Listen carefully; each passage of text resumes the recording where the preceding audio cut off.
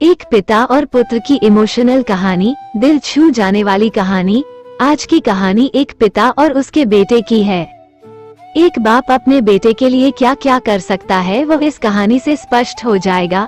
एक बार एक बेटा अपने पिता से लड़ाई करके गुस्से में घर से निकला और बस स्टैंड के तरफ जाने लगा। वह मन ही मन में बोल रहा था कि पता नहीं कितने पैसे छुपा के रखे हैं, लेकिन मेरे लिए एक बाइक नहीं ले सकते। मैं यहाँ से चला जाऊंगा और तब तक नहीं आऊंगा जब तक अपने पैसों से बाइक नहीं खरीद लेता। उसे पैरों में कुछ चुभने का एहसास हुआ। नीचे देखा तो उसने पाया कि जल्दीबाजी में उसने अपने पापा के जूते पहने हुए हैं। उस जूते में कील उभरी हुई थी जो बार बार उसके पैरों में घाव किए जा रही थी, लेकिन उस समय गुस्सा ज्यादा था, इसीलिए वह आगे बढ़ता चला गया। फिर उसे याद आया कि वह पापा का पास भी साथ लेकर आ गया है, तो उसके दिमाग में आया कि क्यों न आज अपने पापा का पास चेक किया जाए, जिसे आज तक उसके पिता ने किसी को हाथ तक लगाने नहीं दिया। जब उसने अपने पापा के पुराने पर्स को खोला तो उसमें पैसे तो नहीं निकले, लेकिन पैसों की जगह एक डायरी रखी हुई थी। उसने सोचा कि यहाँ पर खजाना छुपा रखा है, जरूर इस डायरी में लिखा होगा कि किससे कितने पैसे लेने हैं या फिर किसको कितने पैसे पिताजी ने दिए हैं।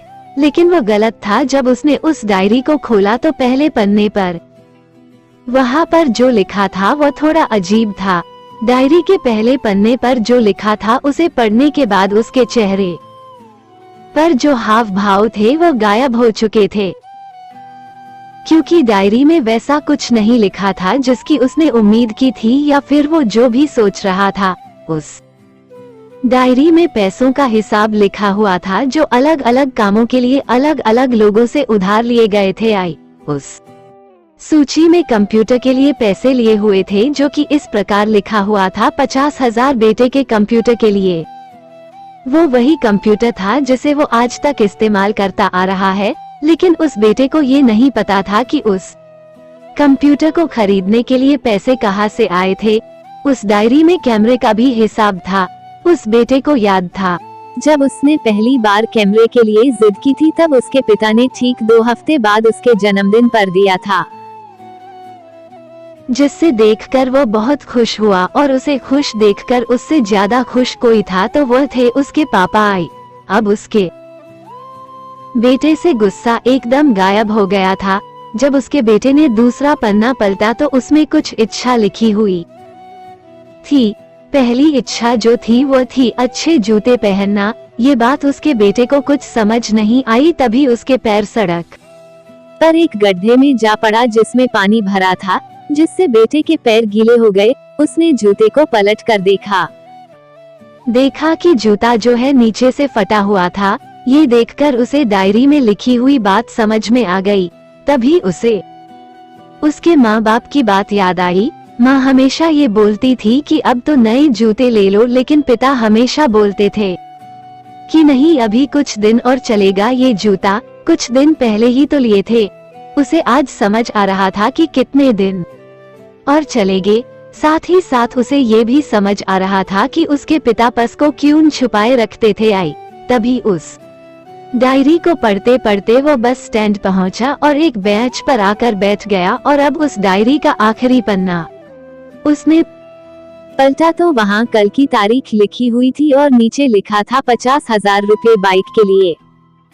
उस बेटे ने बस इतना पढ़ा और उसका दिमाग एकदम सुन सा हो गया। अब उसके मन में कोई गिला शिकवा नहीं बचा था।